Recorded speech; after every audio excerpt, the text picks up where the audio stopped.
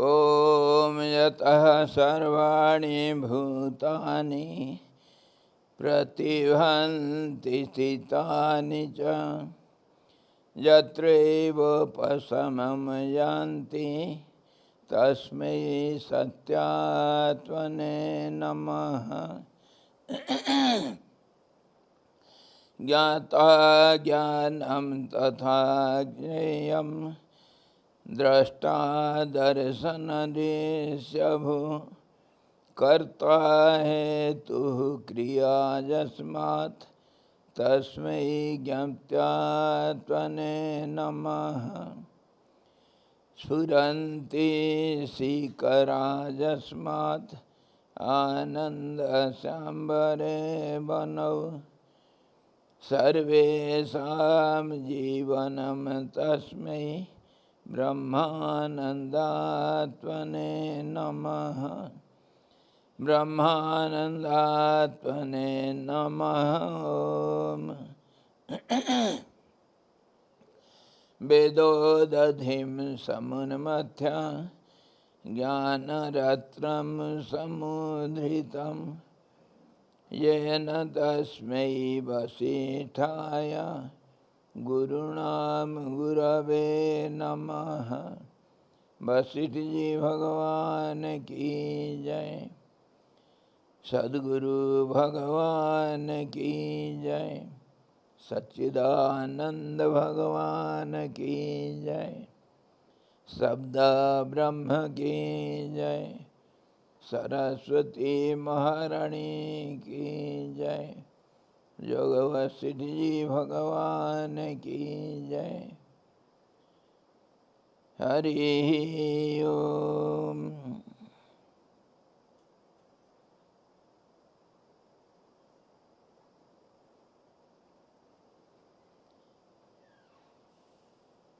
योग वशिष्ठ निर्वाण प्रकरण second half. We are going to discuss today the 48th chapter. We have already discussed all the path to samadhi, which is absolute equilibrium state, and what all the process we have discussed, and how to practice it, and one who has practiced all these and attained samadhi, how he becomes a boon for the society, and what all the benefits that we have seen. Today we shall see all the symptoms of a realized soul, how to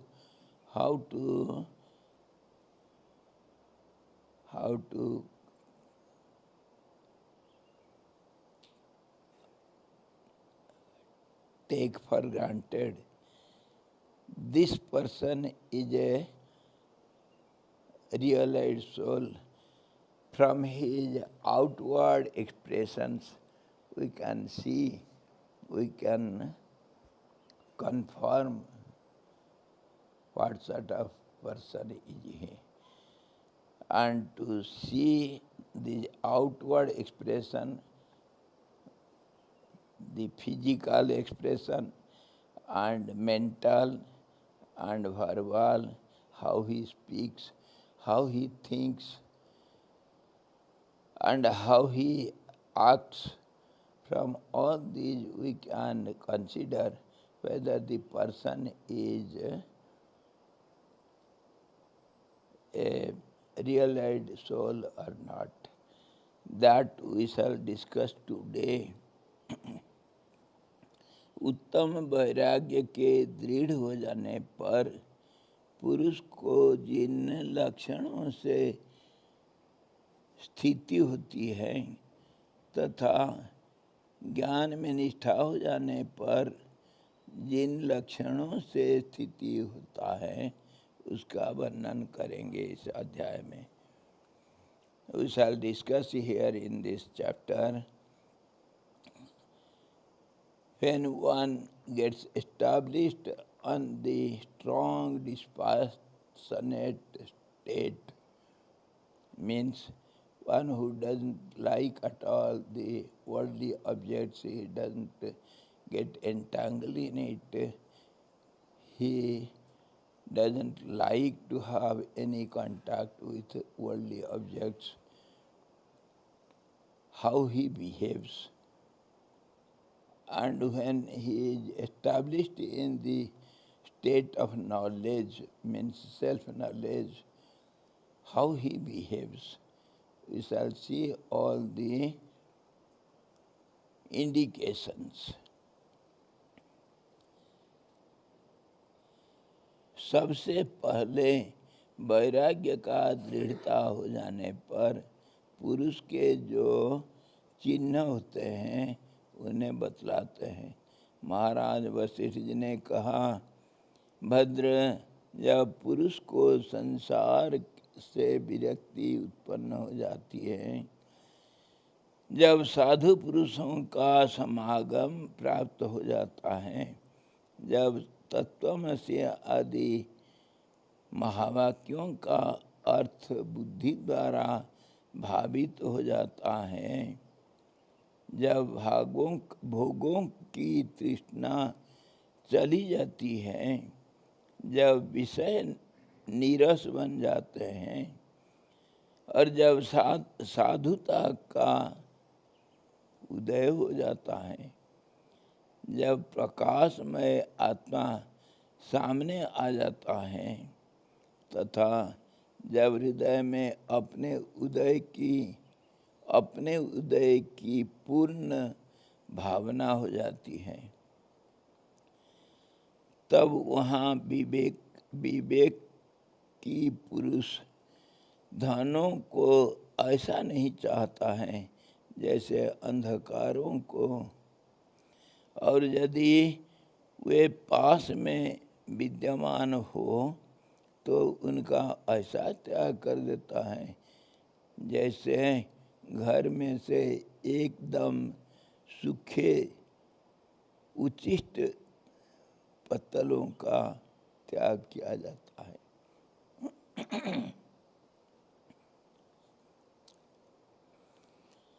Vasishta ji is explaining to Ram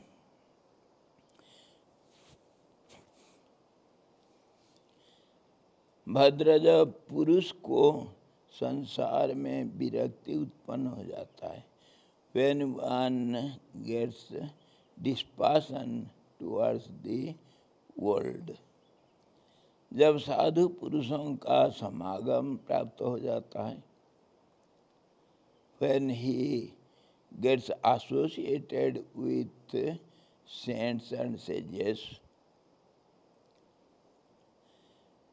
जब तत्वमसि आदि महावाक्यों का अर्थ बुद्धि द्वारा भावित हो जाता है, when the intellect gets saturated with the meaning of the highest declaration of Vedas, that is Tattvamasi, thou art that.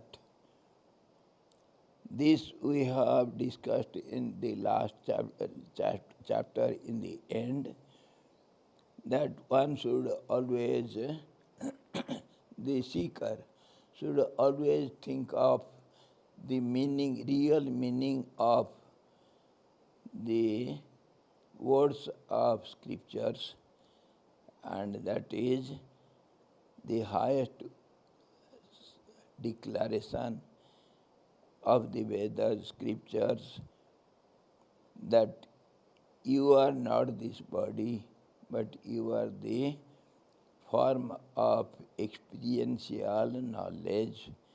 What you experience that you are, that also means, we have discussed it, that also means Whatever knowledge, worldly knowledge you have, that is useless, that is good for nothing, that is not you, it doesn't belong to you. It is not your identity.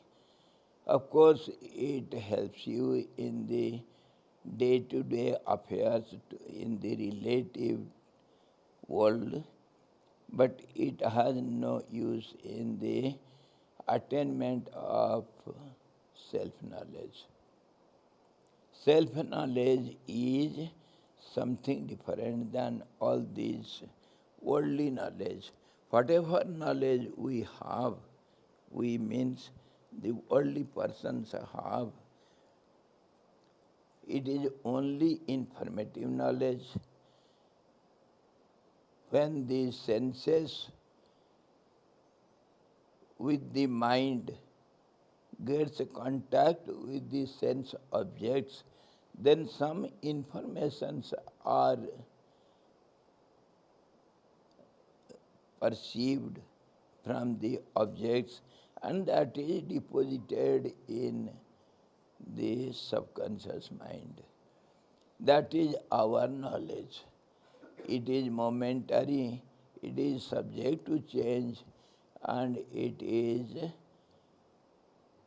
not reliable because it changes.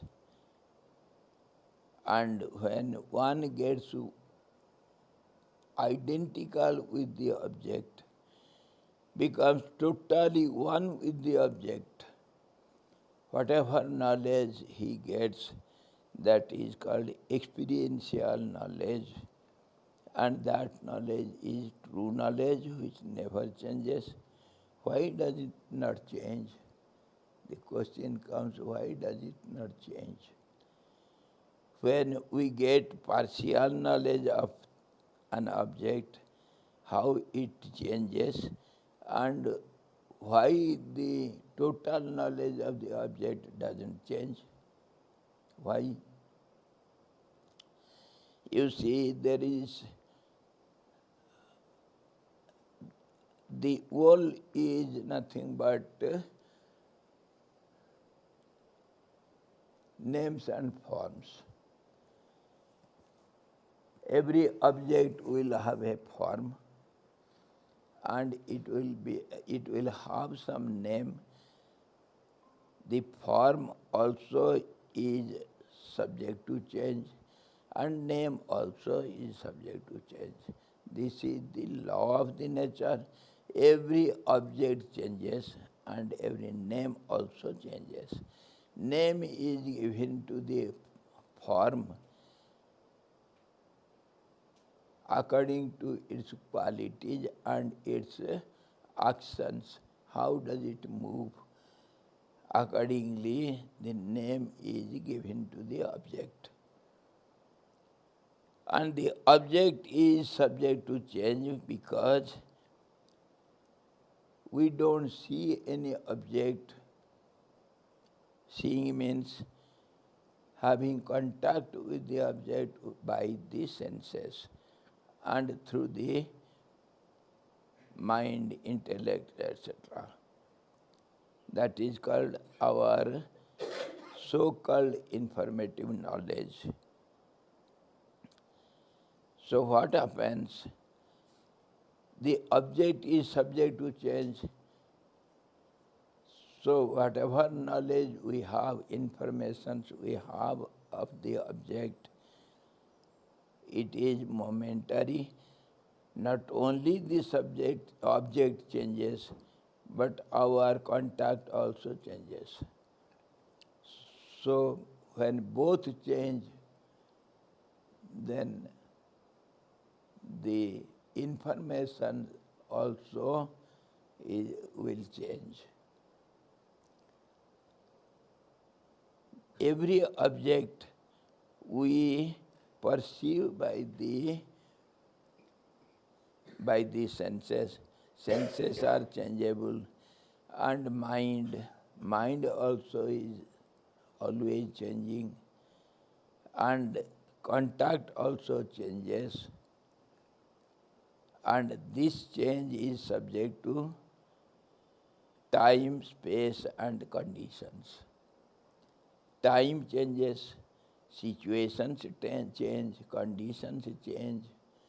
So everything is changing.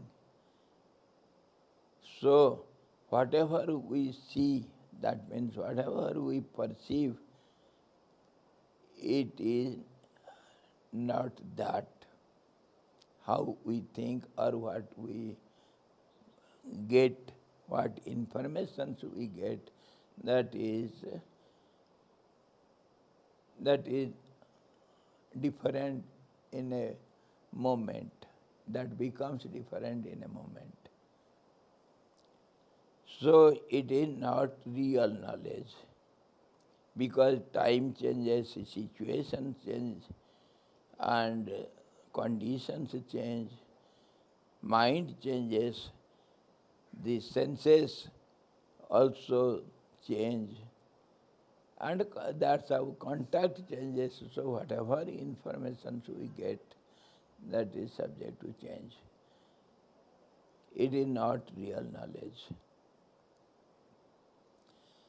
So here another point we have to see, if the object is subject to time, space and conditions, then what is its reality?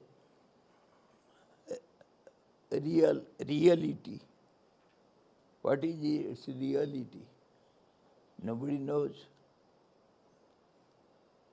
What object we see by our senses or mind, that is not that.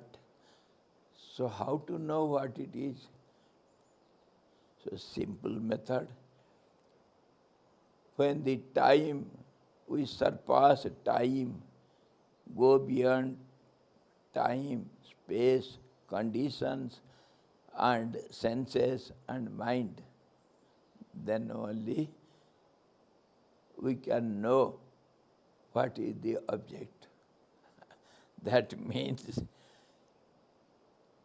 all these are not capable of knowing the object. Beyond it, if there is no time, no space, no conditions, no mind, beyond all these, what is there? That is called the truth. The remnants is truth. We deal with all these. Our life is always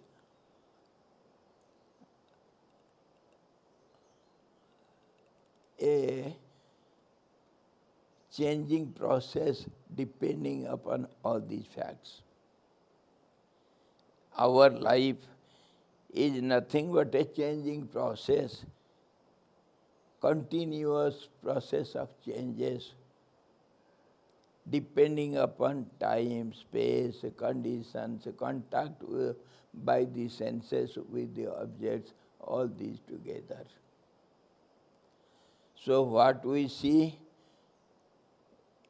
it is all good for nothing, it is false only. So beyond this, we cannot think, because mind is not there. Intellect is not there. Beyond all these, the truth remains in its pristine glories. It is never changing. Whatever changes is called world. What never changes, that is called truth. That also we know everywhere in our daily transactions we see. If you speak the truth, that means it should not change. If it changes, it is not truth, it is false. Isn't it? That is what we understand from our day-to-day life. So we have to take for granted whatever never changes is called truth. whatever changes is not called truth. And world is subject to change, so we cannot rely upon the world.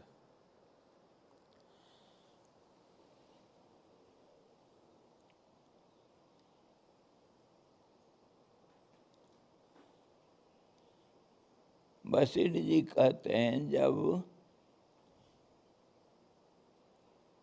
पुरुष को संसार से विरक्ति उत्पन्न हो जाता है, knowing this fact, whatever knowledge we have, it is not truth. Naturally, we will not like to have this knowledge. That means we will not have any choice to have any contact with the objects, worldly objects.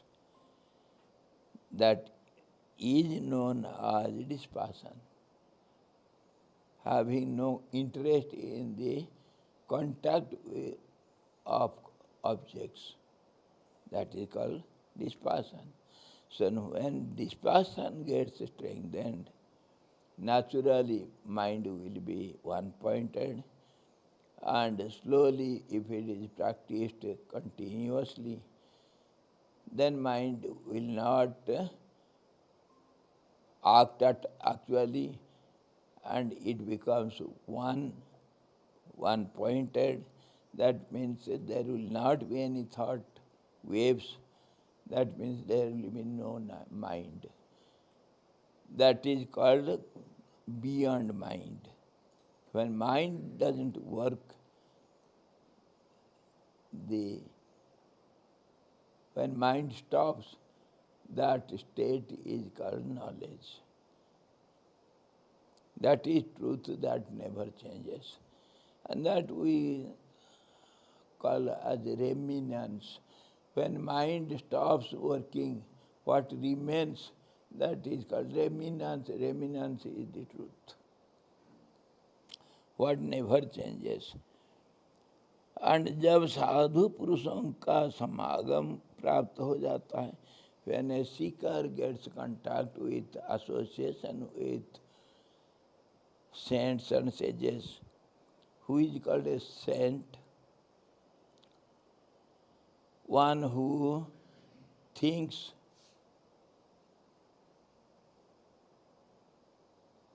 as he speaks, and he speaks as he thinks, and he does according to his speech and thoughts.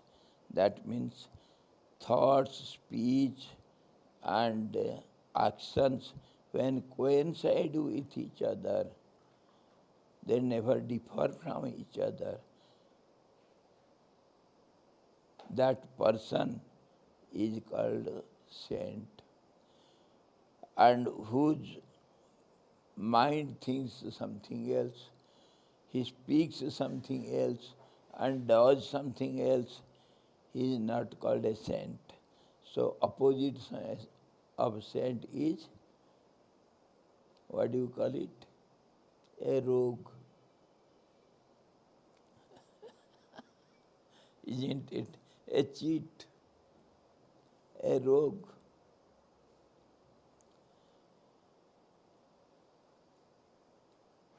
That's how in last chapter we saw Vasishta ji warning Ram not to have any relation with worldly people. That is very dangerous. And who is called worldly people? One who doesn't think, speak, and act accordingly. He is called worldly man. From this we can understand ourselves. Where do we stand? What will be our identity? He says, when one gets associated with saints, और जब तत्वमसि आदि महावाक्यों का अर्थ बुद्धि द्वारा भावित हो जाता है, भावित होना मतलब प्लावित हो जाना, when the mind gets, intellect gets saturated with the thought of the absolute, means the intellect understands the meaning of the highest words of the scriptures. That is, you are not this body, you are not this mind, not these senses, you are not the totality of the body associate, you are different from it, you are the seer of it, you are not this, and what remains, that you are. That means what you experience, what never changes, that is your real identity. You are that. If that idea gets solidified in you, then you are called a saint, or realized soul, or self-realized. The self is beyond all these.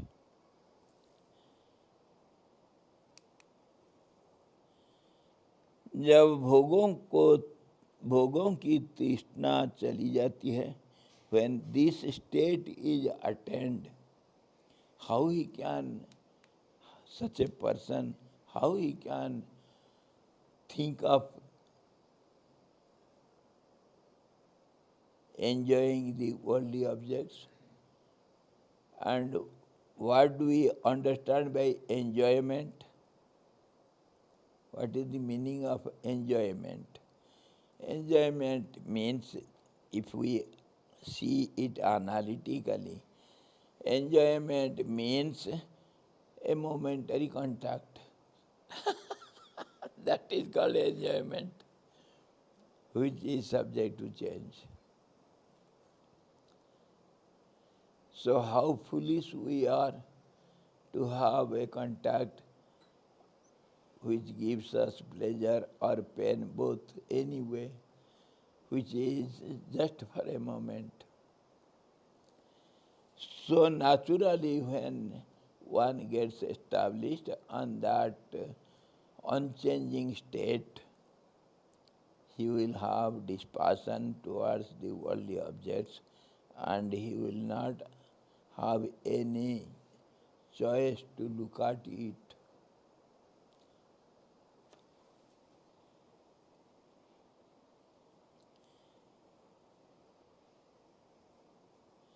जब भोग की तृष्णा चली जाती है, so naturally the desires for the enjoyment of worldly objects, which is momentary, disappears naturally. The desires are the root cause of our sufferings. To fulfill our desires, we struggle hard, continuously, the whole life, and no desire is ever fulfilled. When one desire is filled up, it gives rise to many others. That means no desire you can fulfill in your life. And they grow, they never subside, they grow. So it is foolishness to think of fulfilling the desires. So when one gets established on that unchanging state, which we otherwise call as samadhi or self-realization, state of self-realization, then naturally he will not think of, he will not look at the worldly objects which are always changing. Naturally the desires will disappear and he will rest in peace.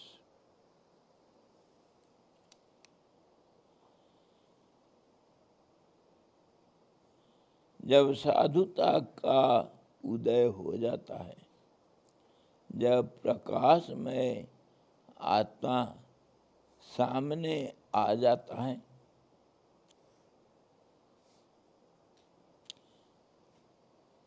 जब हृदय में अपने उदय का पूर्ण आभास भावना हो जाता है, when one understands that I have no needs, I have no desires, and I am complete by myself, there is no need of anything, and he is satisfied, he is quite contented within himself, and he knows I am perfect, there is no need of anything, then that state is called knowledge. Knowledge is called light. He gets the light. He becomes one with that knowledge. He becomes one with the self-effulgence. He will not have any other identity than the light.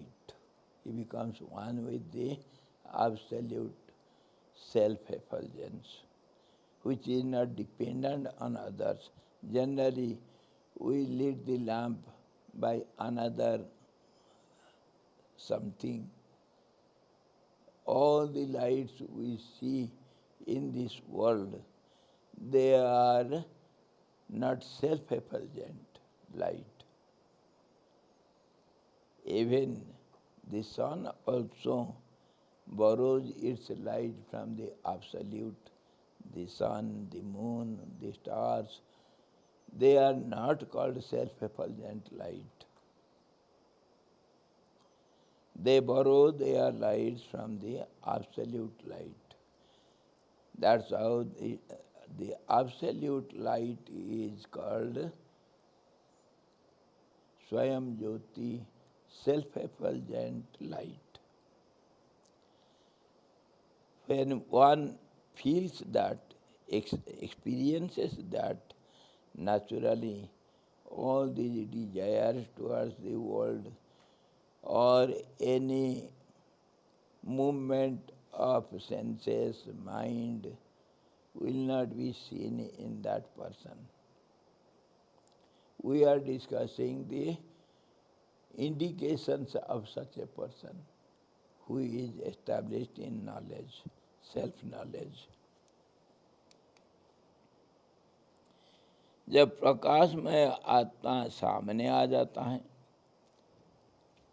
तथा जब हृदय में अपने उदय की पूर्ण भावना हो जाता है, when he thinks I am this light, all the thoughts become one with the absolute light in the heart of hearts, तब वह विवेकी पुरुष धनों को ऐसा नहीं चाहता है जैसे अंधकार को. Then what happens? He never likes any wealth. We have seen wealth is of three kinds. That is dependent on the desires, When desires are fulfilled, we get something that is called our wealth.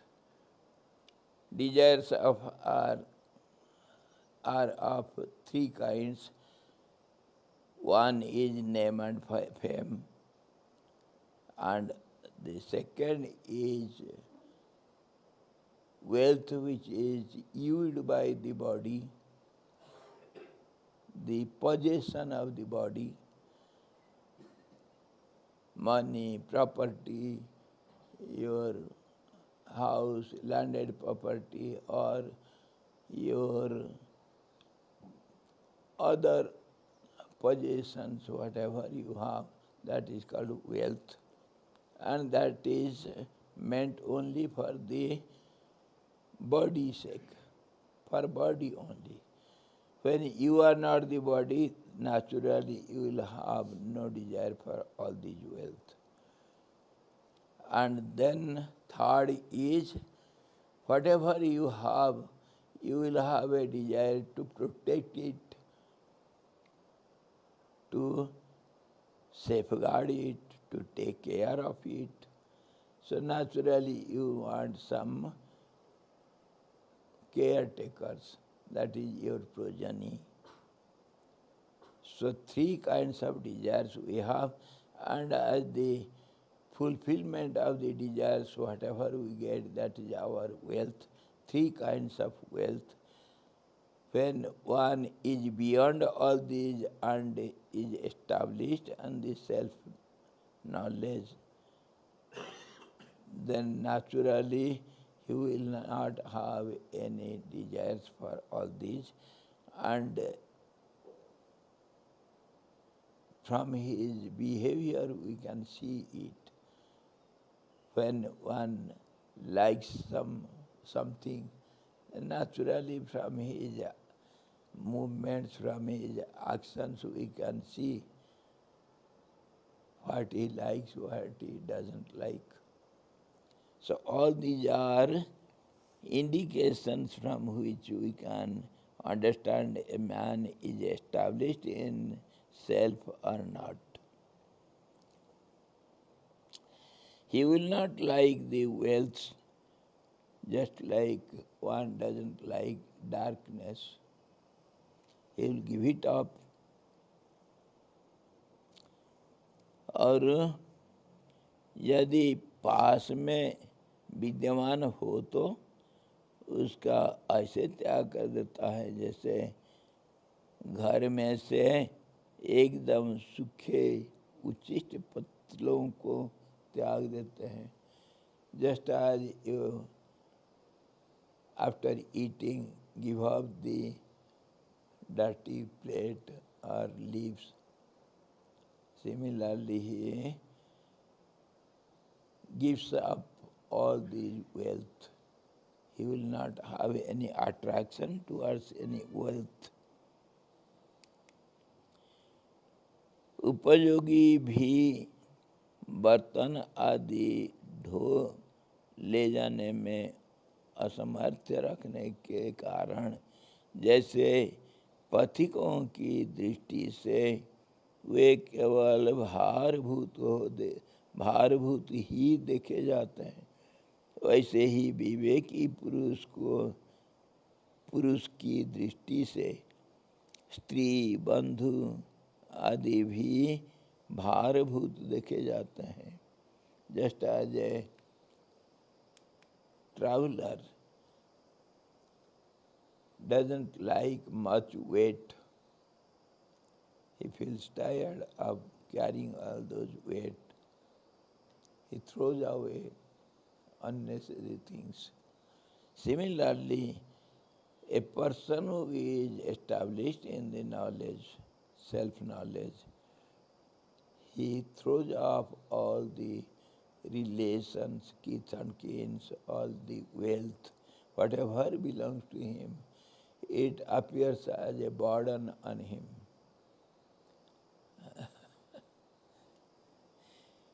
He is considered to be the absolute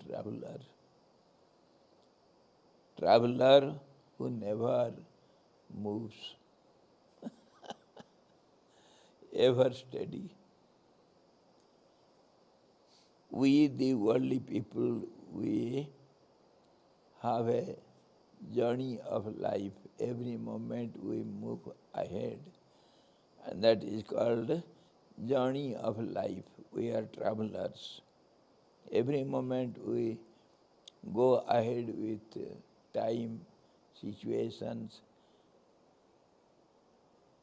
But such a person who is established on the self, he never moves, he is ever at rest, so he is the absolute traveler. Without movement, he travels. How he travels? He becomes one with all pervading self, so he is everywhere present. That is absolute movement, who is present everywhere. His presence is never absent.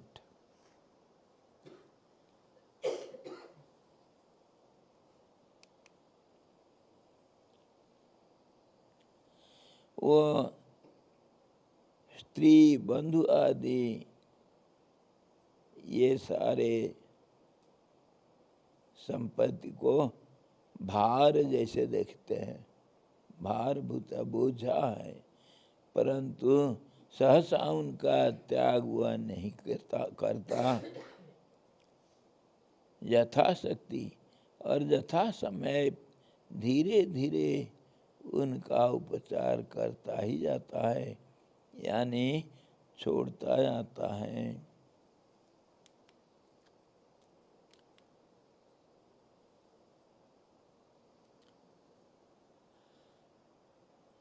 He says he never gives up all those burdens all of a sudden. He does it slowly, slowly. How? If you have a close friend and you want to give up friendship with him, what you should do? Just be indifferent. When he comes, let him sit by himself. Don't ask him to take your seat. Just don't entertain him. And don't talk too much to him. Just keep indifference towards him. Slowly he will come once or twice, or for some time he will be coming to you. But when he says you are not looking at him, what will happen? He will drop coming to you. Similarly, when this wise man gets no interest towards the worldly objects or their relations, then slowly all these relations, they get away by themselves. This is called renouncing slowly, by and by, not all of a sudden. Because of his dispassion, because of his indifference towards the worldly objects, his possessions, slowly the possessions get away by themselves. That is what happens.